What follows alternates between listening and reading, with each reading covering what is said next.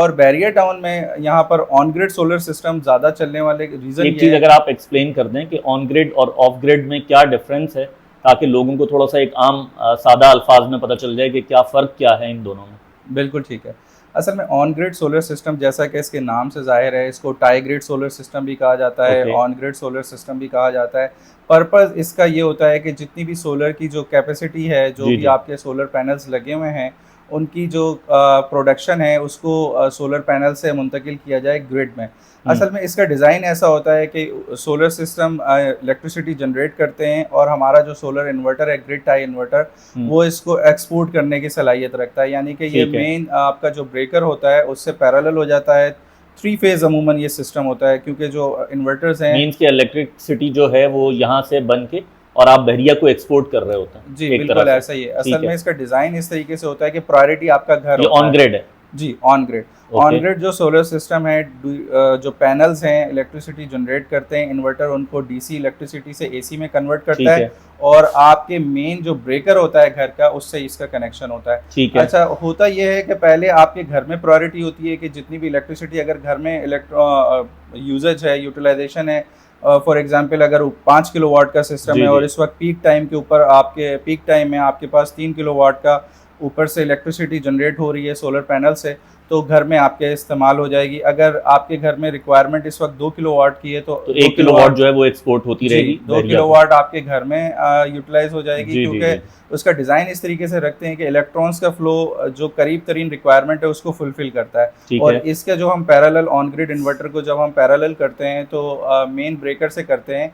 Main MCCB breaker जी जी। जो भी घरों में लगे हुए होते हैं, उससे अगर जब हम करते हैं इसको, तो पहले घर की रिक्वायरमेंट पूरी होती है, जो एक्सेस एनर्जी होती है वो एक्सपोर्ट हो जाती है। ठीक है। और ऑन ग्रिड सोलर सिस्टम में ये जो जो आम। एक्सपोर्ट हो रही है हम्म। उसका बहरिया हमें जो है वो रिटर्न किस फॉर्म में देता है, मीन्स के कैश वापस आता है, या किस तरीके से हम बहरिया से वो वापस ले सकते हैं? असल में इस जो ऑन ग्रिड सोलर सिस्टम है, जब भी किसी के घर पे इंस्टॉल होता है, बाकायदा इसके लिए हमें ग्रिड को, या यहाँ इस वक्त बैरियर टाउन कराची में तो बाकायदा अप्रूवल लेनी पड़ती है। बैरियर टाउन से अप्रूवल लेने के बाद जब सिस्टम इंस्टॉल हो जाता है, जी। हम बैरियर टाउन को कहते हैं कि जी यहाँ पर on grid solar system install हो गया, ये इसके इनिशियल डॉक्यूमेंट्स थे, ये फाइल थी इसकी, अब आप आके सर्वे कर लीजिए। क्योंकि जो मेन चीज़ है इसके अंदर वो बाई डायरेक्शनल मीटर है। बाई डायरेक्शनल मीटर जो है वो आपके इंस्टॉल होता है। जी ये जी। मीटर जो existing white meter normally green में आ रहा होता है ज़्यादातर बैरियर टाउन में, तो ग्रीन मीटर भी कहते हैं उसको। और एक्चुअली वो फंक्शनैलिटी वाइज वो बाई डायरेक्शनल मीटर होता है।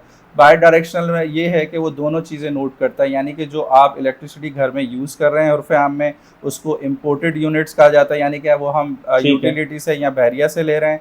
और इसी तरीके से जो उसके अंदर सेकंड फीचर है, जिसी वजह से उसको बाई डायरेक्शनल कहा जाता है, तो बाई डायरेक्शनल होने की वजह से जो एक्सपोर्टेड यूनिट है, यानी कि जो हमारे सोलर ने या ऑन ग्रिड सोलर सिस्टम ने यूनिट्स बनाए और वो एक्सपोर्ट हो गए, जी। वो भी नोट होते हैं। उसका तो हमें बेनिफिट किस तरह मिलता है उसका बेनिफिट बहरिया आपको टाउन में? इस तरीके से मिलता है कि वो बाई डायरेक्शनल मीटर में दोनों रीडिंग्स आ रही होती हैं, हम्म। और जब भी बिल जनरेट होता है उसमें जो इलेक्ट्रिसिटी डिपार्टमेंट है वो ये देखता है कि आपने कितने यूनिट्स जो है हमसे लिए हैं, यानी कि और हमने कितने दिए? इंपोर्ट किए हैं और कितने एक्सपोर्ट किए हैं। ठीक है। बैरियर टाउन में -20% का एक रूल है, जिसके ओके। तहत ये है कि अगर फॉर एग्जांपल 50 का यूनिट है, यानी 50 रुपीज़ का आपको बैरियर ने यूनिट दिया है, जी तो जी जी जी। -20 आपसे जो बैरियर टाउन वापस ले रहा है वो -42 रुपीज़ के हिसाब से ले रहा है। ओके। अच्छा, ये जो रेट है ये इस वक्त अल्हम्दुलिल्लाह पूरे पाकिस्तान में सबसे अच्छा रेट है। कोई भी आईपीसी या डिस्कोर्स मतलब जो बहरिया टाउन जितनी भी। परचेज कर रहा है वो सबसे अच्छी प्राइस हमें पे कर जी, रहा है। बिल्कुल। Barrier okay. टाउन कराची, सही। स्पेशली जो मलिक रियाज साहब और शाहिद कुरैशी साहब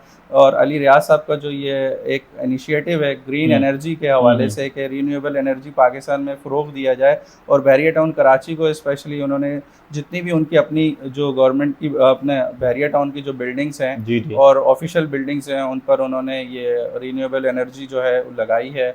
और कोशिश यही है कि ग्रीन एनर्जी का क़याम ज़रूर पज़ीर हो, और स्पेशली बैरियर टाउन कराची ने इस हवाले से और बहुत ज़्यादा फैसिलिटेट करते हैं। डिपार्टमेंट बहुत ज़्यादा सपोर्ट करता है इस हवाले से।